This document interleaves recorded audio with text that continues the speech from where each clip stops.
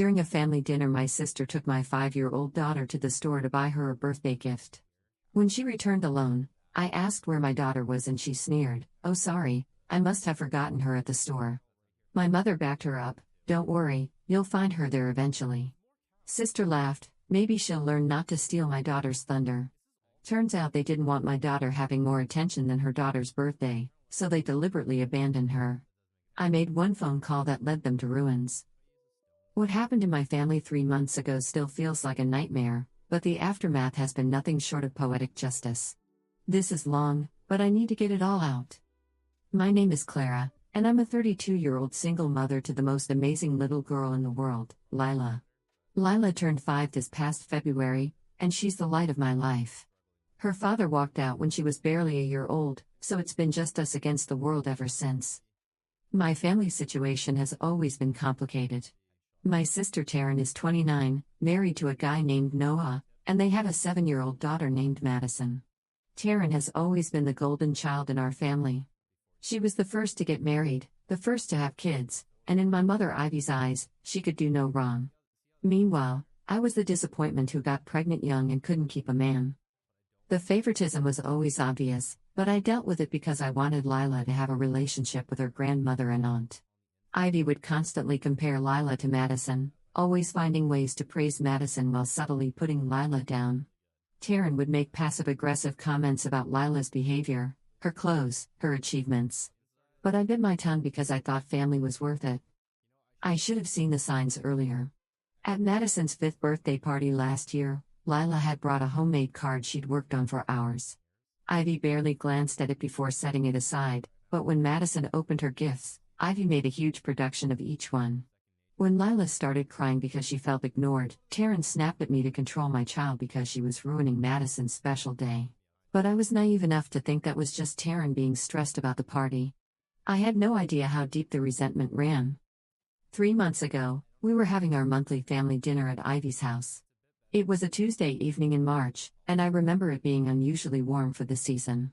Lila was excited because she'd learned a new song at school and wanted to perform it for everyone. She'd been practicing all week, and I was so proud of her confidence. But from the moment we arrived, something felt off. Taryn was being unusually nice to Lila, which should have been my first red flag. She complimented Lila's dress, asked about school, and even suggested they could play together after dinner. Ivy was also being more attentive to Lila than usual, which I stupidly interpreted as progress. During dinner, Lila was telling everyone about her upcoming school play where she'd been chosen to be a flower in the garden scene. She was so excited, gesturing wildly with her little hands and talking about her costume. Madison, who was sitting across from her, seemed annoyed by the attention Lila was getting. That's when Taryn made her move. "You know what, Lila?" Taryn said with a bright smile that didn't reach her eyes. "Since you're being such a good girl tonight, how about we go to the toy store and pick out a special surprise for you?" Lila's face lit up like Christmas morning. "Really? Can we, Mommy?" I hesitated.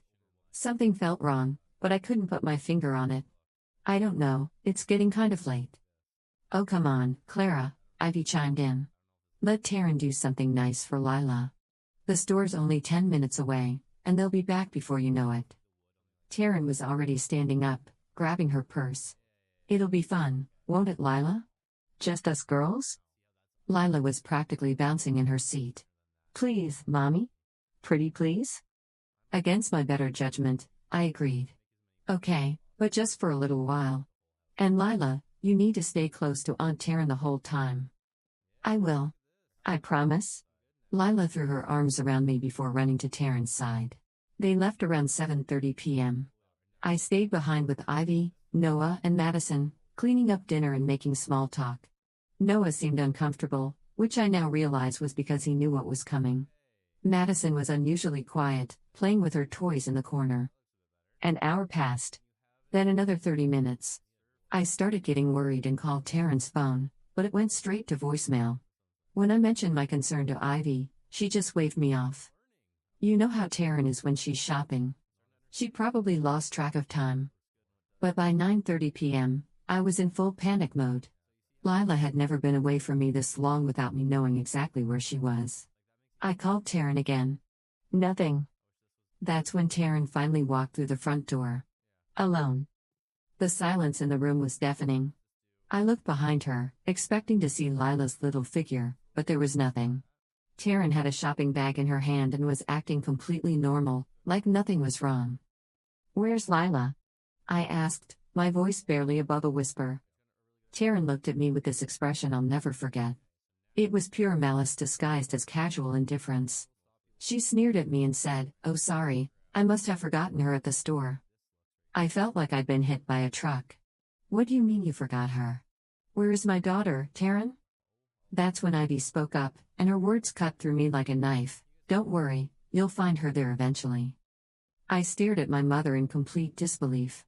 This was her granddaughter we were talking about. My 5-year-old little girl was missing, and they were acting like it was no big deal. Taryn laughed. Actually laughed. Maybe she'll learn not to steal my daughter's thunder. That's when it hit me. This wasn't an accident. This wasn't Taryn being forgetful or irresponsible. This was deliberate. They had planned this. "What are you talking about?" I demanded, my voice rising. Taryn's mask finally slipped completely.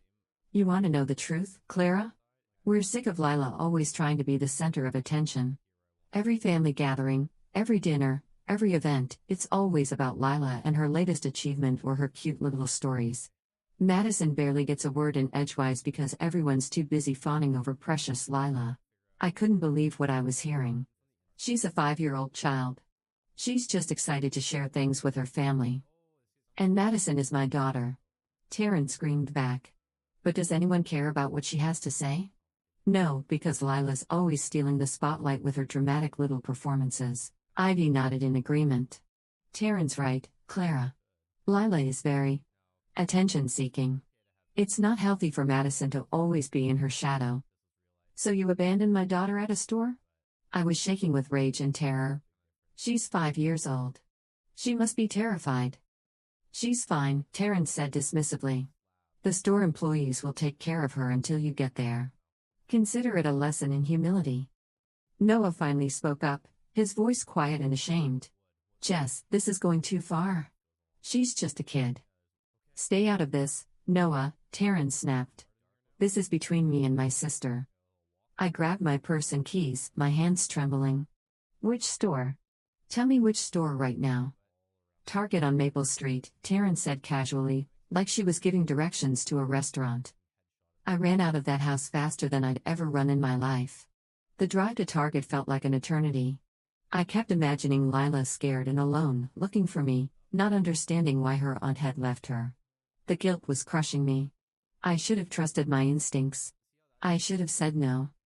When I got to Target, I found Lila in the customer service area, crying her eyes out.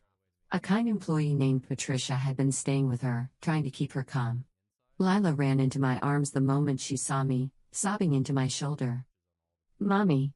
Aunt Taryn said she was going to get the car, but she never came back. I waited and waited. My heart broke into a million pieces. Through her tears, Lila told me what had happened. Taryn had taken her to the toy aisle, told her to pick out something she liked, and then said she was going to pull the car around to the front of the store. She told Lila to wait by the customer service desk and that she'd be right back. That was 2 hours ago. Patricia, the Target employee, was amazing. She'd stayed past her shift to make sure Lila was okay, and she'd been trying to call the number Taryn had given her, which turned out to be fake. She'd also called the police, which is when I learned that what Taryn had done wasn't just cruel, it was illegal. The police officers who responded were Officer Nate Drummond and Officer Thompson. They took my statement and Lila's statement, and they were both visibly angry when they heard what had happened. Officer Nate Drummond had a daughter Lila's age, and I could see the fury in his eyes when Lila described how scared she'd been. "Ma'am, what your sister did is called child abandonment," Officer Nate Drummond explained. "It's a felony in this state, especially with a child this young. We need to go speak with her immediately." I followed the police back to Ivy's house. When we walked in, Taryn was sitting on the couch like nothing had happened, scrolling through her phone. Ivy was in the kitchen making coffee. The normalcy of it all made my blood boil. "Taryn Williams?" Officer Thompson asked. "Yes?" Taryn looked up, confused. You're under arrest for child abandonment and endangering the welfare of a minor. The look on Taryn's face was priceless. She went from confused to shocked to terrified in about 3 seconds. What? I don't understand. I didn't abandon anyone. Ma'am, you left a 5-year-old child alone at a store for over 2 hours. That's child abandonment. Ivy came rushing in from the kitchen. Officers, there must be some mistake. Taryn would never hurt a child. She's a mother herself. Officer Nate Drummond looked at Ivy with disgust. Were you aware that your daughter had left your granddaughter alone at a store? Ivy's face went pale. She looked at Taryn, then at the officers, then back at Taryn. I thought she was just taking a little longer to come back. That's not what you said earlier, Mom, I interrupted. You said I'd find her there eventually. You knew exactly what Taryn had done. The officers exchanged glances. Officer Thompson made some notes. Ma'am, were you complicit in this plan to abandon the child? Ivy started backpedaling fast. No, I had no idea. I thought Taryn was just running late. But Taryn, in her panic, threw Ivy right under the bus. She knew. She was part of it. We all agreed that Lila needed to learn some humility. Noah was standing in the corner, looking like he wanted to disappear. Madison was upstairs, hopefully asleep and unaware of the chaos downstairs. Both Taryn and Ivy were arrested that night. Noah called his lawyer, and I called mine. Lila and I went home, and I held her all night while she slept, still unable to fully process what had happened. Over the next few weeks, the full scope of what had happened became clear. The police investigation revealed that this hadn't been a spur-of-the-moment decision. Taryn had been planning this for weeks, possibly months. The investigation process was more thorough than I had expected. Detective Sienna Blake was assigned to the case, and she treated it with the seriousness it deserved. She interviewed everyone who had been at the dinner that night, including Noah, who initially tried to protect Taryn but eventually broke down and told the truth. Noah's testimony was particularly damaging to Taryn's case. He revealed that Taryn had been complaining about Lila for months, saying things like that kid thinks she's so special and someone needs to take her down a peg. Noah admitted that he had dismissed these comments as Taryn just being stressed, but he now realized they were part of a disturbing pattern. The most shocking revelation came when Noah told Detective Blake about a conversation he'd overheard between Taryn and Ivy 3 weeks before the incident. Taryn had said, "I'm going to teach that little brat a lesson she'll never forget," and Ivy had responded, "It's about time someone did." Noah had confronted Taryn about it at the time, but she had claimed she was just venting and didn't mean anything by it. Noah also revealed that Taryn had been researching child abandonment laws online, trying to figure out how long she could leave Lila before it became technically illegal.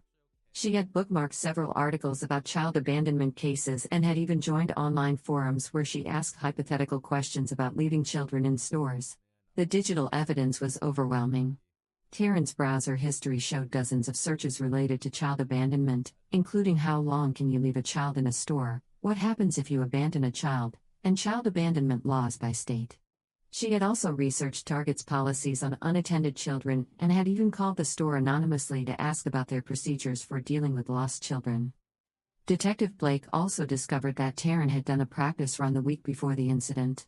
She had taken Madison to the same Target store and had observed the customer service area, timing how long it took for employees to notice an unattended child and what their protocols were. Madison later told investigators that her mother had made her stand alone in the store while she watched from far away and that it had made her feel scared and confused. The investigation also revealed that Taryn had been emotionally manipulating Lila for months leading up to the incident. She had been making subtle comments designed to make Lila feel guilty for receiving attention, saying things like Madison must feel so sad when everyone pays attention to you instead of her, and maybe you should let Madison talk sometimes instead of always being the center of attention. Lila's teacher, Mrs. Rodriguez, was interviewed as part of the investigation. She told Detective Blake that Lila had started becoming more withdrawn at school in the months leading up to the incident. She had noticed that Lila would apologize excessively for normal childhood behaviors and would ask permission before participating in class activities that she used to enjoy. Mrs. Rodriguez also revealed that Lila had mentioned her Aunt Taryn several times, always in negative contexts. Lila had told her teacher that Aunt Taryn said she was too loud and too much and that she needed to learn to be quiet like Madison. This testimony was particularly damaging because it showed a pattern of emotional abuse that had been building for months. They found text messages between Taryn and Ivy discussing their plan to teach Lila a lesson about attention-seeking behavior. There were messages about how they were tired of Lila upstaging Madison at family events and how they needed to put her in her place. The most damning evidence was a group chat that included Taryn, Ivy, and two of their friends, where they had discussed their plan in detail. Taryn had written, "I'm going to take Lila to the store and just leave her there. Maybe being abandoned will teach her some humility." One of their friends had responded, "That seems kind of harsh, even for Lila." Taryn's reply, "She'll be fine. The store employees will babysit her until Clara figures out where she is. It's not like I'm leaving her on the street." Ivy had added, "It's about time someone taught that child that the world doesn't revolve around her." Reading those messages in the police report made me physically sick. These were adults, my family, plotting to traumatize a 5-year-old child because they thought she was getting too much attention. The prosecutor, a woman named Megan Hollister, was incredible. She explained that this wasn't just a family dispute, it was a serious crime. Child abandonment is a third-degree felony in our state, punishable by up to 5 years in prison and a $10,000 fine. The endangering charge could add another 2 years. But that was just the beginning of their problems. As the criminal investigation continued, more disturbing details emerged about Taryn and Ivy's behavior patterns. Detective Blake expanded her investigation to include interviews with extended family members, family friends, and neighbors who had witnessed interactions between Taryn, Ivy, Lila, and Madison over the years. Taryn's former best friend, Maria Santos, came forward with information that shocked even the seasoned detective. Maria revealed that Taryn had been talking about wanting to teach Lila a lesson for almost a year. She had complained constantly about Lila's attention-seeking behavior and had expressed jealousy about the way extended family members doted on Lila. Maria told investigators about a particularly disturbing conversation she'd had with Taryn 6 months earlier. Taryn had said, "I swear, sometimes I just want to leave Lila somewhere and let her see how it feels to be forgotten. Maybe then she'd understand that she's not as special as everyone thinks she is." When Maria had expressed concern about such a statement, Taryn had laughed it off as a joke. But Maria now realized that Taryn had been testing the waters, gauging reactions to her increasingly extreme ideas about teaching Lila a lesson. The investigation also uncovered Taryn's social media activity, which painted a disturbing picture of her growing resentment toward Lila. In private messages to friends, Taryn had referred to Lila as the golden child, the attention whore, and the little princess who can do no wrong. She had complained about family gatherings being all about Lila and had expressed frustration that Madison was being overshadowed by her spoiled cousin. Detective Blake also discovered that Taryn had been spreading lies about Lila's behavior to other family members. She had told several aunts and uncles that Lila was becoming a problem child and that I was too permissive as a parent. She had even convinced some family members that Lila was mean to Madison, which was completely untrue. Ivy's role in the conspiracy became clearer as well.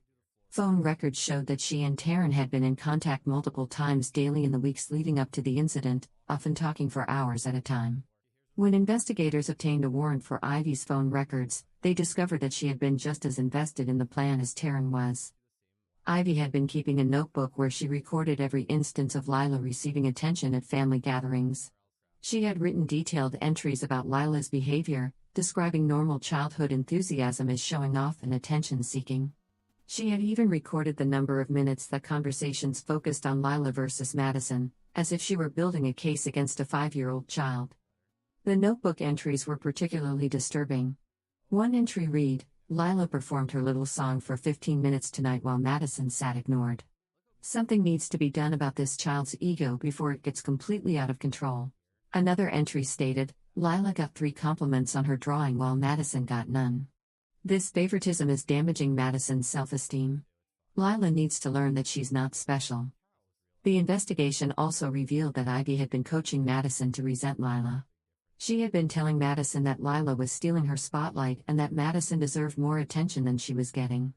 She had been encouraging Madison to compete with Lila and had been critical of Madison when she showed kindness toward her cousin. Detective Blake interviewed Madison separately with a child advocate present, and Madison revealed that Grandma Ivy had been telling her for months that Lila was a bad cousin who took attention away from good girls like Madison. Madison admitted that she had started to feel jealous of Lila because Grandma Ivy kept telling her that she should. While the criminal case was moving forward, I made a phone call that would change everything. I called Child Protective Services. I know some people might think that was extreme, but hear me out. Taryn and Noah had a 6-year-old daughter, and Taryn had just proven that she was willing to abandon a child to make a point. If she could do that to her own niece, what might she do to Madison if Madison ever misbehaved or embarrassed her? The CPS worker assigned to the case was a woman named Amanda Torres, and she was thorough. She interviewed Noah, Taryn, Ivy, Madison, Lila, and me. She reviewed the police reports, the text messages, and the criminal charges. What she found was disturbing. During her interview with Madison, Amanda discovered that Taryn had a pattern of using abandonment as a threat. Madison admitted that her mother had threatened to leave her somewhere if she didn't behave multiple times. She'd even driven Madison to a park once and told her to get out of the car, then driven around the block to teach her a lesson about talking back. Noah, to his credit, had been unaware of most of this. He worked long hours and traveled frequently for his job, so he missed a lot of the day-to-day interactions between Taryn and Madison. When Amanda showed him the evidence, he was horrified. Amanda also interviewed Madison's teachers, who reported that Madison had been exhibiting signs of anxiety and had mentioned being afraid of being left behind if she wasn't good enough. One teacher noted that Madison had cried when her mother was late picking her up from school, saying she thought she had been forgotten like her cousin Lila. Based on her investigation, Amanda recommended that Madison be temporarily removed from Taryn's custody pending a full court hearing. The family court scheduled an emergency hearing for 3 days later and agreed to place Madison in Noah's temporary custody while the situation was evaluated. Within 3 weeks of that family dinner, Taryn's entire life had begun to implode. Noah filed for divorce and was granted temporary custody of Madison after the emergency court hearing. He moved out of their house and into a temporary apartment while he looked for a permanent place. Madison was placed in therapy to deal with the emotional abuse she'd suffered. Taryn was charged with child abandonment, endangering the welfare of a minor, and after the CPS investigation, additional charges of emotional abuse and making terroristic threats against a child. Her bail was set at $50,000, which Ivy couldn't afford to pay even if she wanted to. Ivy was charged as an accessory to child abandonment and endangering the welfare of a minor. Her bail was set at $25,000. She had to mortgage her house to pay for both her and Taryn's legal fees. But the financial problems were just beginning. Noah owned a small but successful marketing company, and Taryn had been the business manager. When the news of her arrest became public, 3 of Noah's biggest clients dropped him immediately. They didn't want to be associated with someone whose wife had abandoned a child. Noah's business lost about 60% of its revenue overnight. Taryn worked as a dental hygienist at a popular family practice. When the partners at the practice learned about the charges, they placed her on immediate administrative leave pending the outcome of the case. The state dental board also opened an investigation into her license, citing the child endangerment charges as evidence of moral turpitude. Ivy worked as a substitute teacher in the local school district. When the district learned about her arrest, they terminated her immediately and banned her from any future employment with the district. Since she was 62 years old and had been depending on her teacher's pension, this was a devastating blow to her financial security. But the most unexpected consequence came from Taryn's own stupidity. While Taryn was out on bail awaiting trial, she made the incredibly poor decision to post about the situation on Facebook.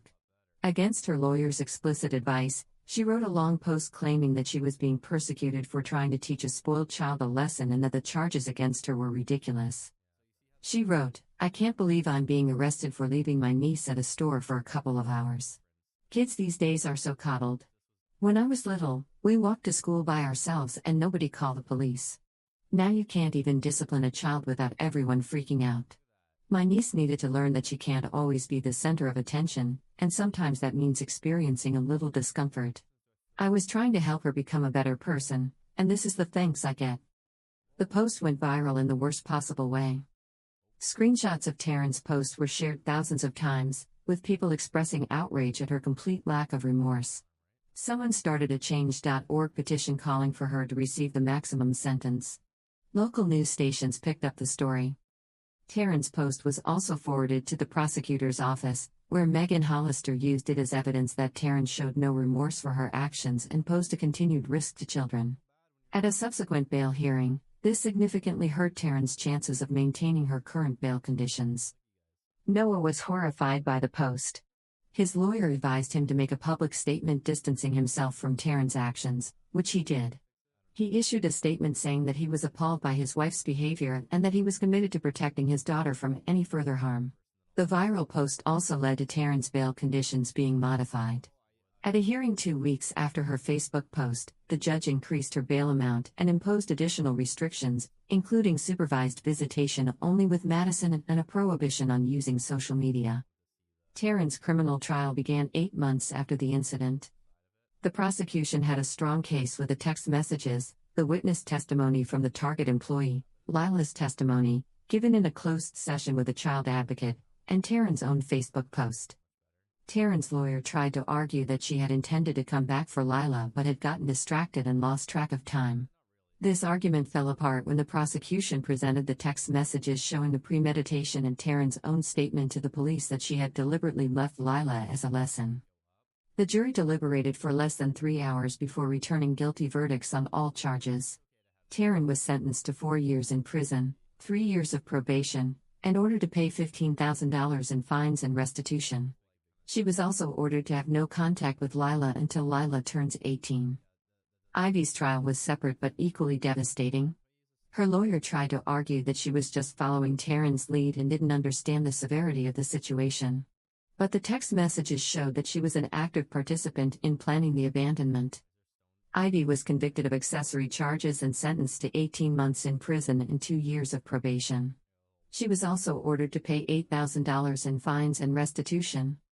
While the criminal cases were proceeding, I also filed a civil lawsuit against both Taryn and Ivy for emotional distress, negligent supervision, and intentional infliction of emotional harm. My lawyer, David Kim, was confident that we had a strong case. The civil trial revealed even more disturbing details about Taryn and Ivy's motivations. During depositions, it came out that they had been resentful of Lila since she was born because she was getting too much attention from extended family members who thought she was cute. Taryn admitted under oath that she had deliberately planned activities to exclude Lila from family events. She had convinced Ivy to have Madison's birthday parties at venues where children under 6 weren't allowed, knowing that Lila couldn't attend. She had also spread rumors among extended family members that I was a helicopter parent who was raising Lila to be entitled and demanding. The civil case ended with a settlement of $85,000, primarily from Noah's business insurance policy that covered family member liability. The money was placed in a trust for Lila's education and therapy. Meanwhile, Noah was fighting for full custody of Madison. Taryn's lawyer argued that she should be allowed supervised visitation once she completed her sentence, but Noah's lawyer presented evidence of the pattern of emotional abuse and abandonment threats. The family court judge was not sympathetic to Taryn's case. Judge Ellen Dorsey noted that Taryn had shown a disturbing pattern of using abandonment as a tool of control, and that her actions demonstrated a fundamental inability to prioritize the welfare of children over her own emotional needs. Noah was granted full legal and physical custody of Madison, with Taryn's parental rights suspended until Madison turns 18. Taryn was ordered to pay child support, and any future contact with Madison would require court approval and supervised visitation. The consequences of that one night continued to spread through Taryn and Ivy's lives like wildfire. Taryn's ex-husband Noah filed for divorce and was granted permission by the family court to relocate to another state with Madison for a fresh start. He eventually rebuilt his business, and is doing well now, but it took nearly 2 years to recover from the financial damage. Ivy lost her house to foreclosure after spending all of her savings on legal fees. She was evicted 4 months after her release from prison and had to move in with her sister in Arizona. At 64 years old, she was essentially starting over with nothing. Taryn's other relationships were also destroyed. Her best friend, who had been in the group chat where they planned the abandonment, was so disturbed by the text messages that she ended their friendship. Several other friends and family members cut contact with Taryn after learning the full details of what had happened. The dental practice where Taryn had worked issued a public statement condemning her actions and donated money to a local children's charity in Lila's name. They also implemented new background check policies for all employees. The most important part of this whole story is how Lila has been doing. Immediately after the incident, I got her into therapy with a child psychologist named Dr. Ingrid Lowell. Lila struggled with anxiety and abandonment fears for several months. She was afraid to be away from me, even for short periods, and had nightmares about being lost and alone. She also struggled with guilt, thinking that she had done something wrong to make Aunt Taryn leave her. Dr. Lowell worked with Lila using play therapy and art therapy to help her process what had happened. Lila drew pictures of the incident, wrote letters to her feelings, and gradually began to understand that what happened wasn't her fault. It's been 10 months now, and Lila is doing much better. She still has some anxiety about being separated from me, but she's back to her cheerful, outgoing self most of the time. She's thriving in first grade and has made several new friends. The money from the civil settlement has allowed me to pay for the best therapy for Lila and to set aside funds for her college education. We've also used some of it to take some healing trips together. We went to Disney World last month, and seeing Lila's joy and excitement reminded me why I fought so hard for justice. One unexpected positive outcome from all of this is that Lila and I have built a new chosen family. Noah and Madison have stayed in touch with us, and we formed a genuine friendship.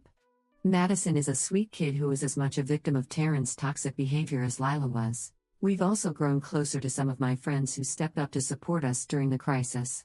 Lila now has multiple aunts and uncles who love her unconditionally and would never dream of hurting her to make a point.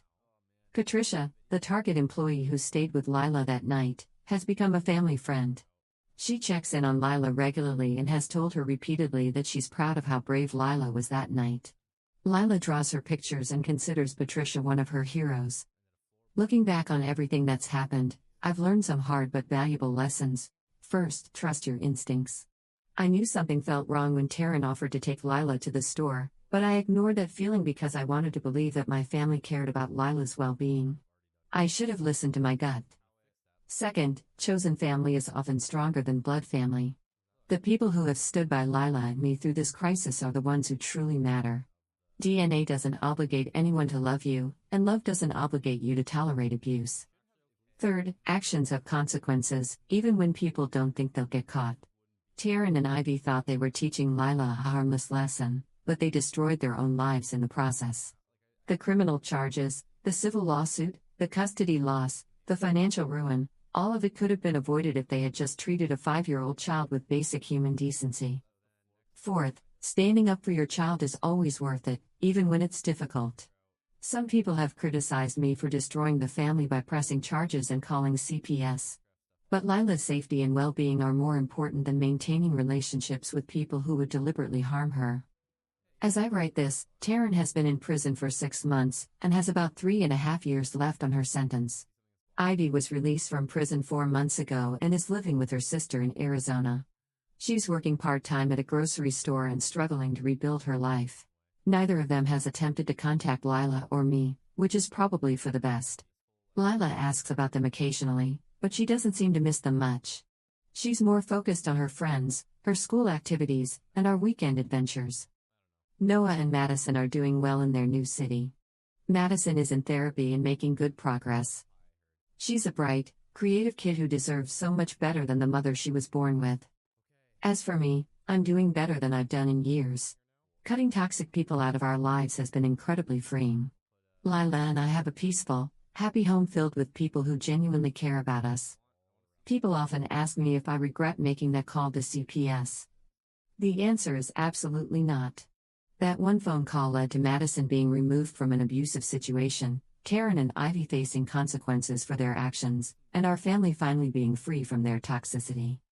Sometimes the right thing to do is also the hardest thing to do. But protecting children, all children, not just your own, is always worth the fight.